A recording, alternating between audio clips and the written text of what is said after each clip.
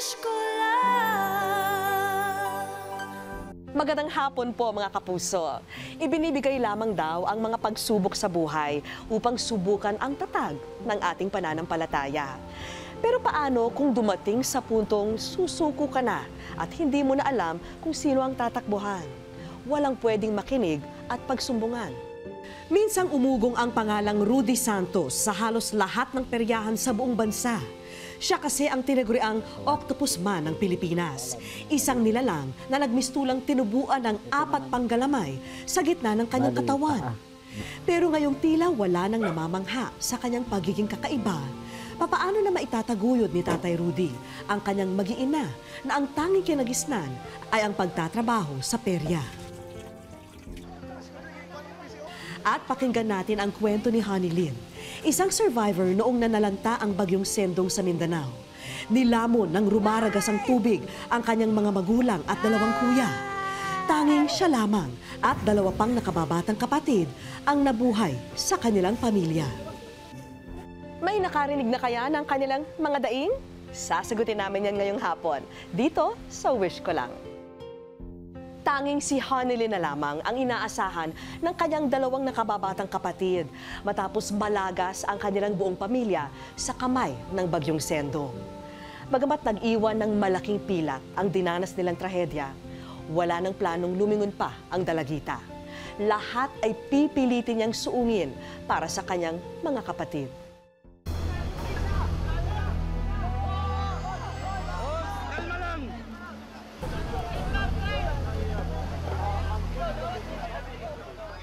Taong 2011 nang hagupitin ng bagyong Sendong ang Mindanao. At isa sa pinakamalalang napinsala ay ang Iligan City. Halos 300 katao ang nasawi sa Iligan pa lamang. Samantala, libo-libo pa ang nasaktan, nawalan ng tirahan at naapektuhan ng kalamidad. Kasabay sa pag-anod ng tubig ang pagkalunod ng kanilang mga pangarap.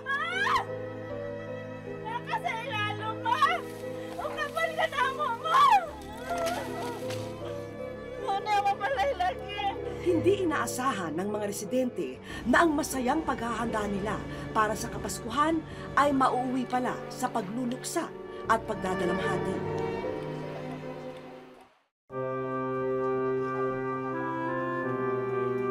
Ilang tulog na lang at Pasko na. Pero para sa pamilya ni Honey, sa dampi ng hangin lang nila ito ramdam. Gagawin ko sa inyo, wala akong trabaho ngayon eh. Kinong kalagayan ko ngayon eh. Ay, okay na. Sanay na kami na hindi yung grande yung Noche Buena. Taon-taon naman eh. Tsaka, di ba, sabi nga nila, mas importante yung kompleto pamilya tsaka malaya tayo sa sakit. Eh, ito talagang kapatid ko na to, drama-drama mo. Pero tama ang kapatid mo. Basta magkakasama tayo, ayos na yun. Yung iba nga dyan, masasarap ang handa. Pero hindi naman sila masaya, di ba? At least tayo, masasaya tayo. Tama ako! Sabi nanay, tama ako. At ang mahalaga siyempre, magpasalamat tayo at hanggang ngayon, mayroon tayong pagkain, di ba? Di ba? Tama yan tayo kahit na pangat, no? Masarap yun. Abutin pa ba natin ang pangal, yung ating ulam? Sana. Tama na nga yan. Kain na kayo at lalamig na ang pagkain. Pwede kumain. Nananatiling masaya at buo ang pamilya ni Honey. Dahil sa kabila ng hirap na kanilang dinaranas, positibo ang pananaw nila sa buhay.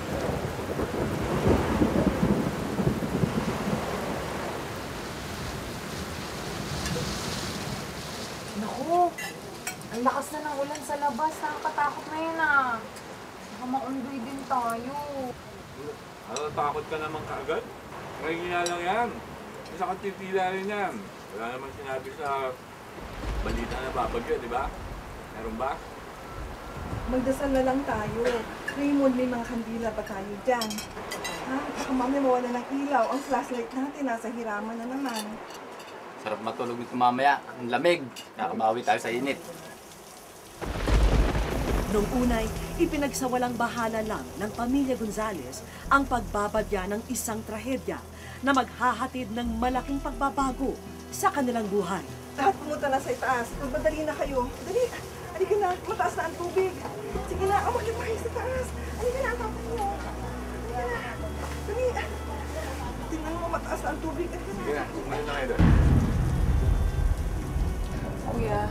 kasi tayo, tumataas na yung tubig.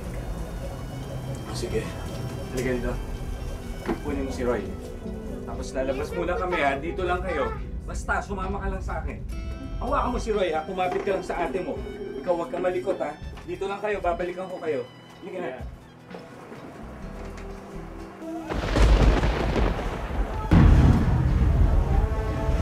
Patuloy ang pagbagsak ng ulan.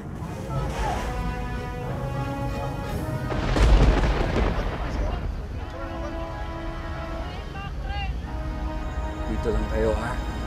Mag-iingat ka. Hani, alisto kayo dito ha. Takot ako eh. Babalikan ko lang sila nanay tsaka si tatay. Huwag kayong lalayo sa atin ninyo ha. Kunin mo si Ron. Kuya, mag-iingat ka. Huwag kang lalayo sa ate mo ha. Sige, ingat ka. Dito lang kayo ha. Huwag kayong pupunta kahit saan.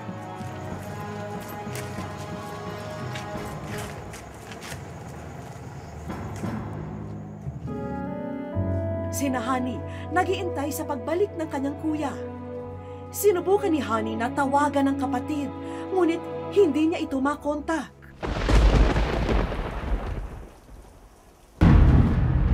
Natakot ako. Wala yun, wala yun. Ate, ano yung narinig ko? Wala yun, hindi.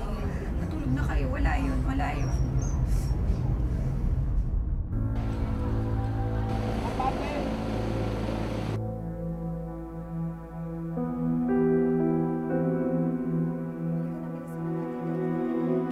Pagputok ng umaga, agad tinungo ni Honey ang kalapit bahay kung saan nila natanaw ang iba pang miyembro ng kanilang pamilya. Pero ni anino ng bahay ay di na nila nakita pa. Nay! Nay! Tay! Ate, ano bang ginagawa natin dito? Asala sila nanay at tatay. Marami ang namatay at libo-libong ari-arian ang napinsala. Isa-isang sinipat ni Honey ang mga labing nasabat ng mga rescuer. Ngunit wala sa mga ito ang kanyang mga kadugo.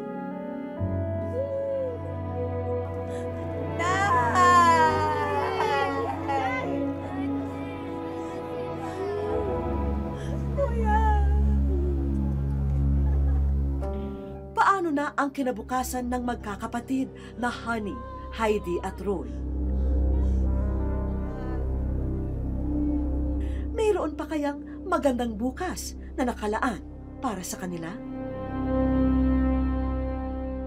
Wish ko lang sa aming pagbabalik. Gusto ko po ibalik yung dating saya nila. Gusto ko pong umingiti sila palagi. Hindi ko na nga po pinapakita kung gaano naghirap yung ate nila. Kasi alam ko namang maapepektuhan din sila eh. At mamaya, Ito yung sinasabing kakambal ko na sumanib na lamang sa aking wish ko lang.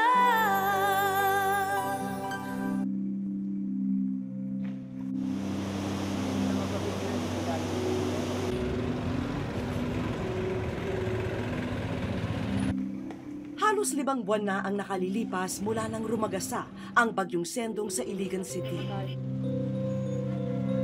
Pilit na bumabangon ang syudad at unti-unti na rin bumabalik sa normal ang buhay ng mga residente. Pero hindi lahat ay nakakausap. May ilan pa ring hindi makaahon sa problemang dinulot at iniwan ng bagyo. Isa na nga rito si Honey. Kung karamihan sa mga residente nawala ng tirahan, siya mas matindi ang naging kawalan. Yung mga magulang ko po, tsaka dalawang nakakatanda kong kapatid at tsaka yung sister-in-law tsaka pamangkin ko po na 6 months. Hindi po sila nakita, hindi po namin nakita yung bangkay nila. Missing po sila lahat. Ang dalawang nakababatang kapatid na sina Heidi at RJ lang ang nakaligtas kasama ni Honey. At hanggang ngayon ay hindi pa nila natatagpuan ang kanilang mga magulang at mga kapatid. Hindi ko po inaasahan na mawala po sila. Mahirap po maging ina at saka tatay. Lalong-lalo na po maliliit pa yung kapatid ko.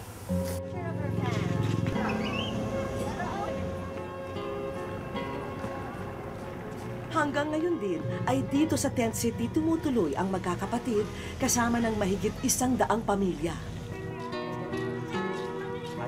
Lahat sila naghihintay ng permanenteng tirahan na ibibigay ng gobyerno o pribadong ahensya. Ito, yung pinabigay ng mga taga-DSWD, ito na lang po natira, mga sardinas na lang po, tsaka kape, may isang noodles.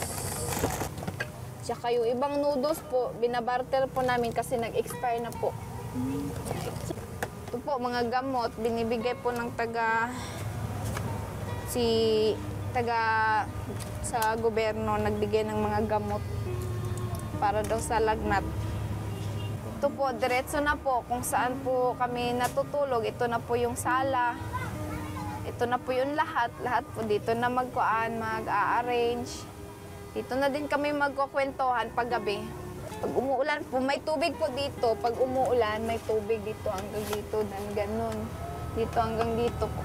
And doon kami po matutulog. Kakasya po namin to dito. Yung wala sa tubig. Mataas po kasing parte dito kaya hindi makuha na ng tubig. Sa awa po ng Diyos, may mga tao po kasing hindi namin inaasa na magbigay ng pera. Punta sa tent namin. Yun po, binabudget po namin yung ibibigay nila na pera. Bagamat pilit niyang iniisip na sila'y binabantayan at ginagabayan ng kanilang mga magulang, palaisipan pa rin kay Honey ang magiging kinabukasan nilang magkakapatid. Isip ko po na dapat po ako maging matatag dahil po sa dalawa kong kapatid, maliliit pa po kasi sila. Alam ko naman kasi pag wala ako, hindi siguro nila kaya. RJ, kuha ka ng noodles. Ate, wala na yung noodles. Araw-araw, pilit binubuhay ni Honey ang mga kapatid sa abot ng kanyang makakaya. Sa murang edad ni na Heidi at RJ, kahit papano, naunawaan na nila ang nangyari sa pamilya, kaya naman hindi rin sila nagiging pabigat sa kanilang ate Honey. Palagi lang nila sinasabi sa akin na nasa langit na sila, ate, no. Kasi nung sa baha, nakita din naman nila yung pangyayari. Kita nila yung pagkuha ng mga patay, kita nila yun.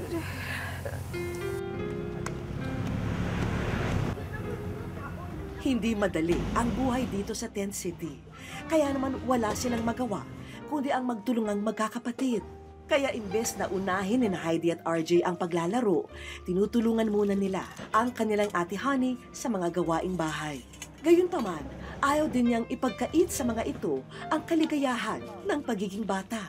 Ano yung po ako, May? Ada ko. Gusto kong remote control ng kotse. Barbie doll.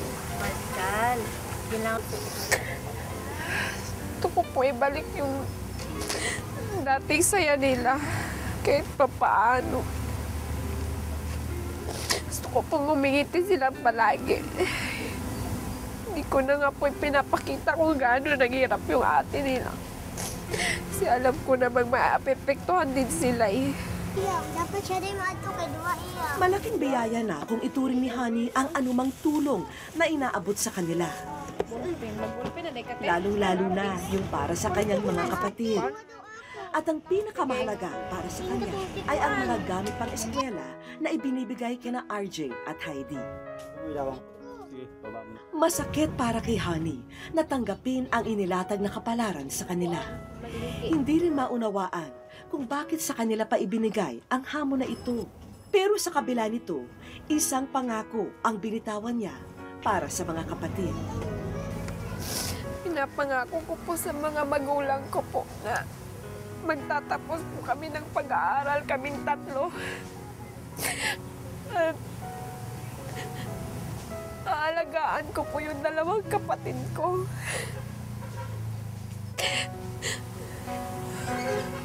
Papalakihin ko po sila ng maayos. Na may takot po sa Diyos.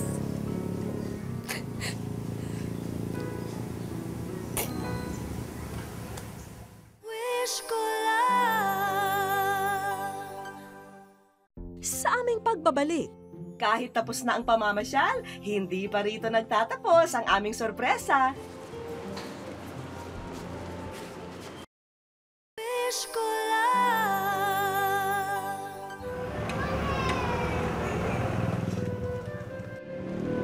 Maaga pa lang, sinundo na namin ang magkakapatid na sina Honey, Heidi at RJ. Kasama ang matalik na kaibigan ni Honey na si Connie, niyaya namin silang lumabas para makapapasyal naman. Sa biyahe pa lang, aninag na sa mga mata ni na Heidi at RJ ang kagalakan sa mga nakikita sa paligid. Mula Iligan City, bumiyahe kami papuntang Cagayan de Oro at ang first stop dito muna sa isang mall. Hinayaan muna naming maglibot at maglibang ang magkakapatid. Sina Heidi at RJ halos mataranta kung ano ang unang gagawin.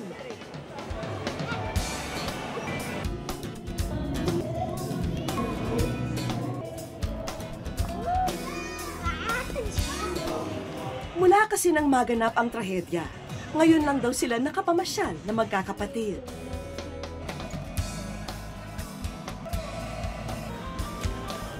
Ngayon na araw po, naibalik po yung mga ngiti nila. Sobra po. Habang tinitingnan ko po sila, niisip ko na parang kasama lang namin yung pamilya ko na nagkatuwaan. Halos hindi matanggal ang mga ngiti ni na Heidi at RJ ng mga oras na yun.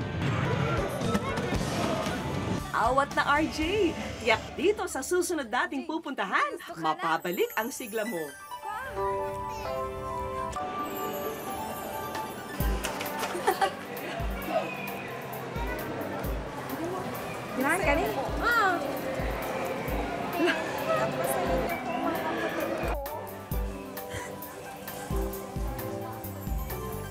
Hindi na rin napigilang umiyak ni na Heidi at RJ. Batid nila kasi ang sakripisyong ginagawa ng kanilang ate Honey para sa kanila.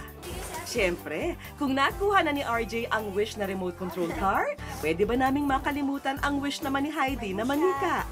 Heidi. Ano pangalan niya? Itodo nyo na ang pamimili dahil sagot na namin ang iba pang laruan na gusto nyo. Minsan lang napasaya yung mga kapatid ko. Kanina, tuwang-tuwa po talaga sila. Sobra, parang ayaw nga na nilang umuwi. Sobrang saya nila. Nalilibang sila sa mga laruan doon. Kahit tapos na ang pamamasyal, hindi pa rito nagtatapos ang aming sorpresa.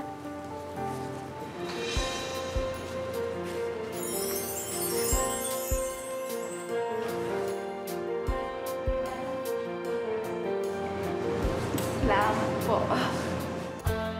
May samot-saring groceries din para sa inyong pang-araw-araw na konsumo. Yak na tuloy na rin sa eskwelahan ang magkakapatid dahil sa mga bagong uniforme at gamit sa school. Maraming salamat po. Napasaya niyo po kami. In behalf of Iligan Computer Institute, I would like to present this certificate of scholarship to you, Hanilin. You are entitled to choose any courses offered in Iligan Computer Institute, and not just being a full scholar, but as well as you can be a student assistant in ICI. And also to Roy Aligado Gonzalez Jr. and to Heidi Aligado Gonzalez.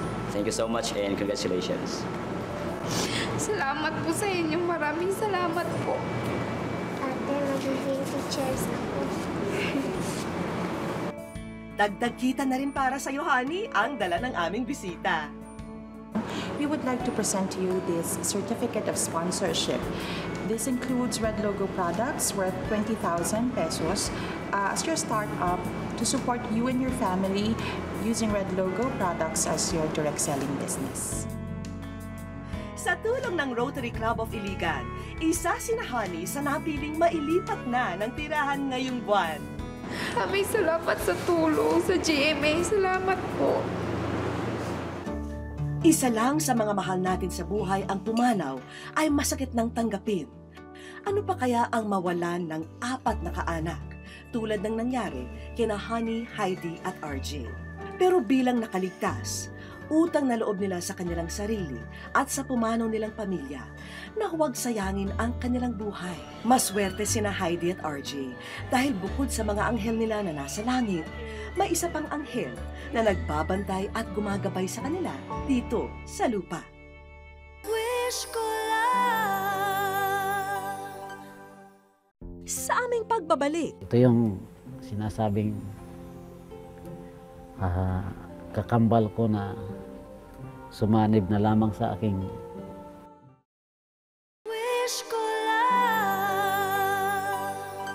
Nang magsara na ang telon ng mga perya sa karera ng tinaguriang Octopus Man ng bansa. Kasama nitong nagsara ang magandang kinabukasan para sa pamilya ni Mang Rudy. Ngayong ang kanyang asawa na lamang ang may kakayahang kumayod. Papaano ipapakita ni Octopus Man na siya pa rin ang matibay na haligi ng kanilang tahanan?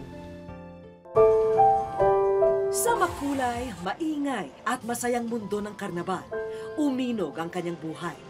Sa mundong yun, minsan siyang naging artista, minsan siyang bumida at nakilala. Subalit ang kumukutitap na mga ilaw ng perya ay nakatakdang maglaho. Ang musika't halakhak ay nanahimik. Ang kanyang kareray biglang nahinto. Minsan ang nahubaran sa telebisyon ang kanyang tunay na anyo. Pero sa aming pagbisita, naabutan namin siyang nagsusumamo. Muli nating kilalanin si Rudy Santos at alamin ang buhay ng tinaguriang Octopus Man.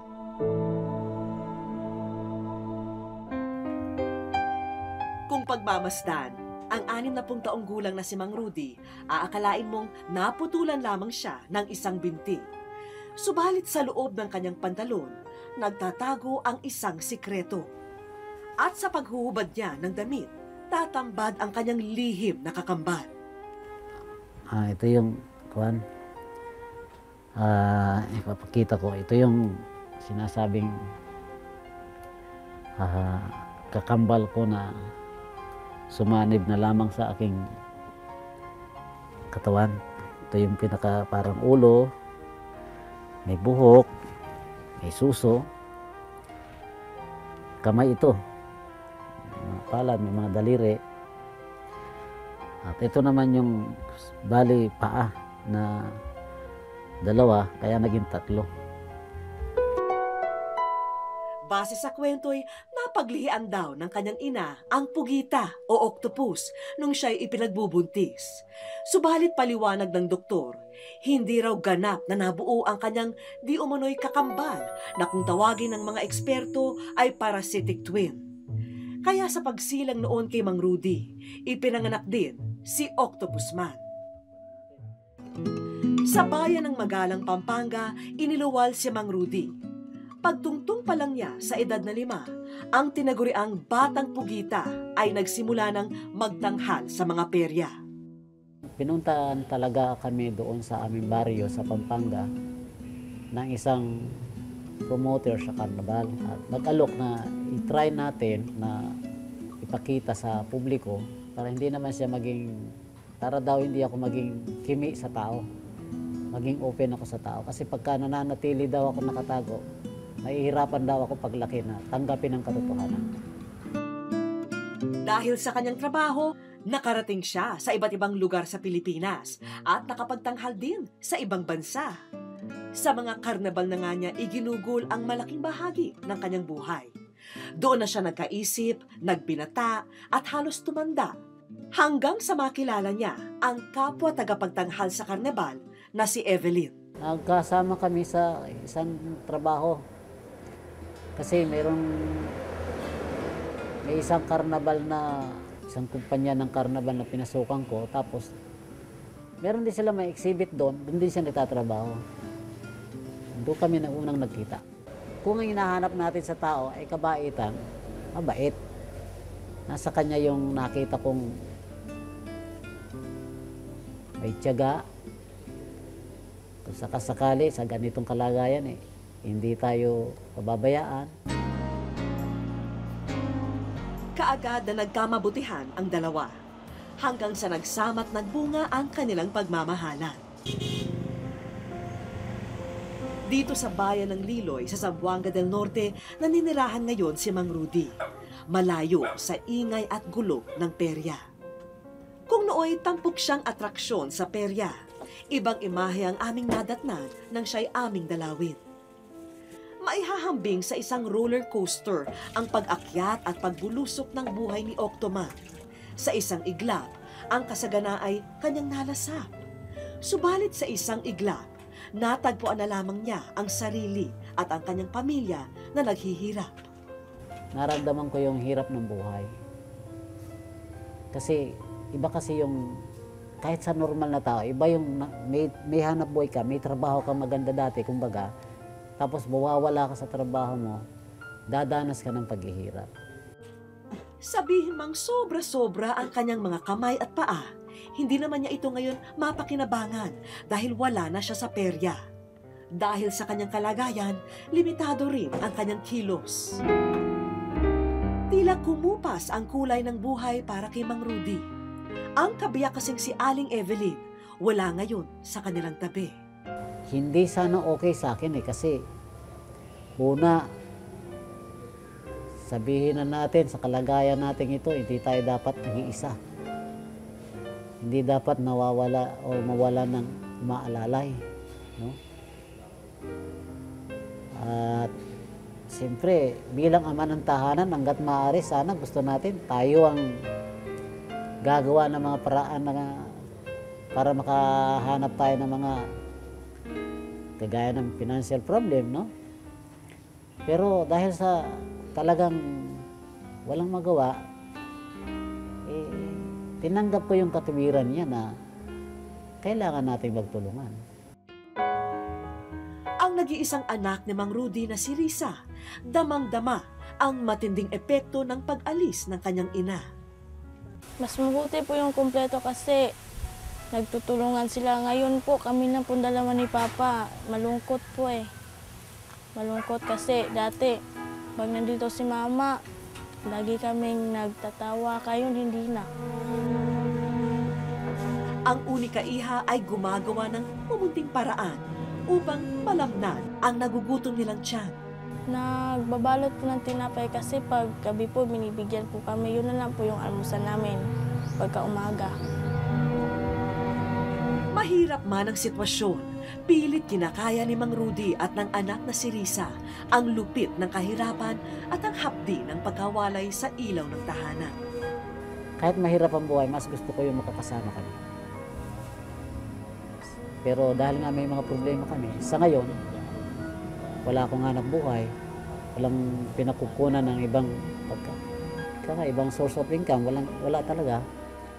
Kaya titiisin ko na nandun siya, nandito ako, bagamat mahirap talaga. Habang dito sa Quezon City, dinala ng tadhana si Aling Evelyn. Malayo sa nakagisnang buhay at milya-milya ang distansya sa mahal na pamilya. Mayroon din pagkakaiba kasi katrabaho ka sa ibang tao tapos yung pamilya mo na iwanan mo, parang nakakaano ba, yung di mo sila naalagaan. Tila sinubok daw sila ng pagkakataon sa sunod-sunod na problemang inabot. Unay, nalugi ang kanilang munting tindahan at pagkatapos ay iba't ibang sakit ang dumapo sa kanilang mag-asawa. Ang mga ito ang nagtulak sa kanya upang sumugal sa pangangatulong dito sa Kamaynilaan. Ayaw nga sana niya kasi, yun nga, malayo. Sabi ko naman sa kanya, pumayag ka na para medyo makatulong din ako ng kahit konti. Para medyo makaluag-luag ng konti. Sinasabi niya na umuwi ka na lang dito. Kaysa naman malayo ka, kahit na mahirap lang tayo, basta magkakasama tayo. Kako, sige lang, uwi din ako. Subalit ang Maynila ay tila naging lungsod ng pagdurusa para kay Aling Evelyn. Ang 6 na buwan kasi niyang pananatili rito, ang pinakamatagal na panahong nawalay siya sa mga minamahal. Parang gusto ko na lumipad, pauwi. Kasi, yun nga, inaalala ko silang dalawa na akong umaalalay sa kanila. Dahil, yun nga, yung asawa ko, hindi naman nakakatrabaho dahil sa kanyang disabled, kapansanan niya. Kaya, medyo masakit din sa loob ko na napawalay ko sa kanila. Kaya kung may pagkakataon daw sana, mas pipiliin niyang umuwi sa Zamboanga upang makasama ang kanyang mag-ama. Itinuturing natin ang mga karnabal bilang mga lugar-aliwan, mga pasyalang kumikiliti sa ating imahinasyon at nagpapatotoo sa ating pantasya sa sandaling panahon. Ngunit para kay Mang Rudy, ang sirko ay kanyang buhay at ang kanyang buhay ay isang sirko. Wish ko lang. Sa aming pagbabalik, walang kaalam-alam ang mag-ama na may paparating ng bisita. Wish ko lang. Muling kikislap ang mga buhay ni Mang Rudy at Risa dahil sa mga inihanda naming sorpresa. Mula Maynila, ipinagpaalam na namin sa amo ni Aling Evelyn na iuwi na siya sa Zamboanga del Norte. Matagal na rin daw kasi siyang pinayagan, kaso wala siyang pamasahe.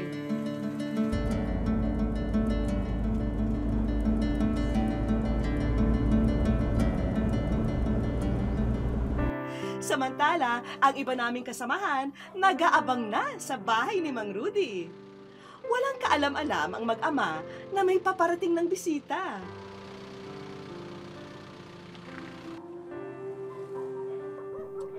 Maya-maya pa'y? Mama!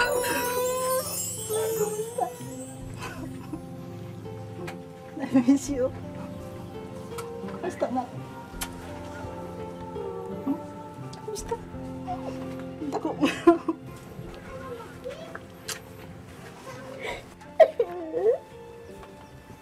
Kumusta din? Payat-payat mo na.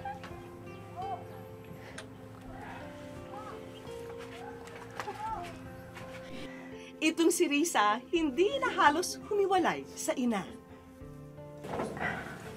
Hindi ko inaasahan na ganito nga. Kasi nakita ko na mama ko. Mahirap pag walang mama. Parang ikaw na yung naging mama. Maligaya si Mang Rudy na sa wakas ay kaharap na niya muli ang babaeng sa kanya'y nagmamahal sa kabila ng kanyang kaanyuan. Ngayon, nandito na ako, maalagaan na kita ulit. Payat-payat mo eh. At ngayong kompleto na ang pamilya, tara na sa aming susunod na pasabog!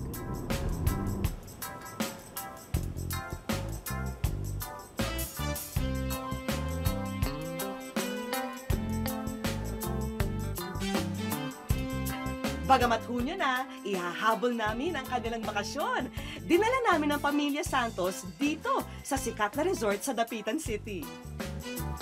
Isang bonggang vacation treat ang aming inihanda para sa kanilang muling pagkikita. Enjoy na enjoy ang pamilya sa ganda ng lugar. Pagkagat ng dilim, tuloy ang sorpresa. Sa sikat na theme park na ito sa Dapitan City namin dinala ang buong pamilya. Tila nasa Fantasyland ka sa lugar na ito. Kaya naman manghang-mangha sila sa pagpasok. Kaagad silang sinalubong ng mga tauhan ng Fantasyland.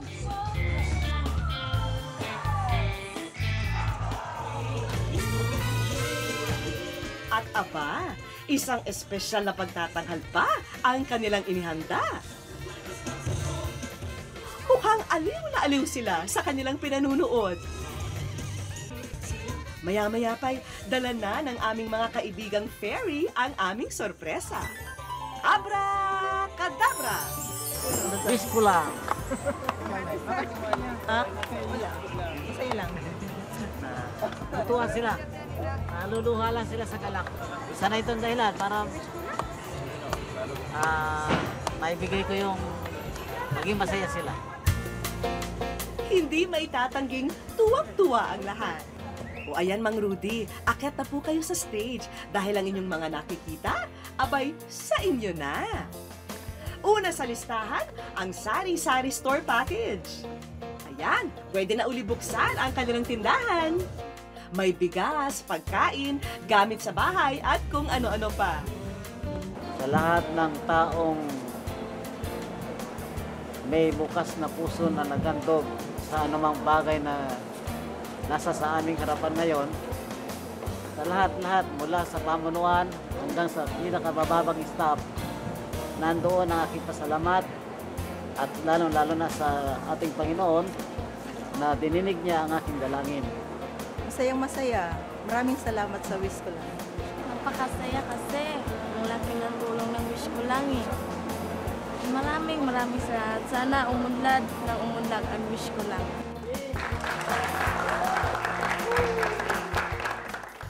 Pati ang mga gamit sa school ni Risa, areglado na rin. Masaya kasi kompleto na. Wala nang kulang. Thank you sa Wish ko lang. Sigurado na rin ang kinabukasan ni Risa dahil sa balita ng ating bisita. Ave Maria College awards this scholarship certificate to Leo Belisa B. Santos. This certificate entitles Leo Belisa to a 100% free tuition-free on any course of her choice. So congratulations, Leo Belisa. Halos maiyak si Aling Evelyn dahil sa kanyang narinig. Panay naman ang pasasalamat ni Mang Rudy. Yun po ang talagang aking laging dinadasal na maibigyan namin siya ng pagkakataon at sana ibagampanan namin bilang magulang na makapagtapos siya sa kanyang pag-aaral sa anumang kurso niyang gusto. Yun nga, naisipan ko ang magpadala ng liham sa Wish ko lang. Napuno ng kaligayahan at sorpresa ang maghapon yon para kay Mang Rudy at sa buong pamilya. Hindi nila sukat akalain na sa isang iglap, muli nilang makakapiling ang isa't isa. Sa wakas, minsan sa kanyang buhay, si Mang Rudy naman ang binigyang saya ng mga taong nakapaligid sa kanya. Itinakda ng may kapal na ang bawat unos ay daraan lamang sa ating mga buhay. At kadalasang kasunod nito ay bagong umaga, bagong simula, bagong pag-asa. Kung may kahilingan po kayo para sa inyong pamilya, kaibigan o para sa sarili, sulatan niyo po kami sa GMA Network, EDSA Corner Timog Avenue, Quezon City. Maaari rin niyong iparating ang inyong kahilingan, kwento at komento sa aming official page sa Facebook at sa Twitter at Wish Ko Lang GMA. At hanggang sa susunod na Sabado po, ako po yung kapuso, Vicky Morales, at ito po ang Wish Ko Lang.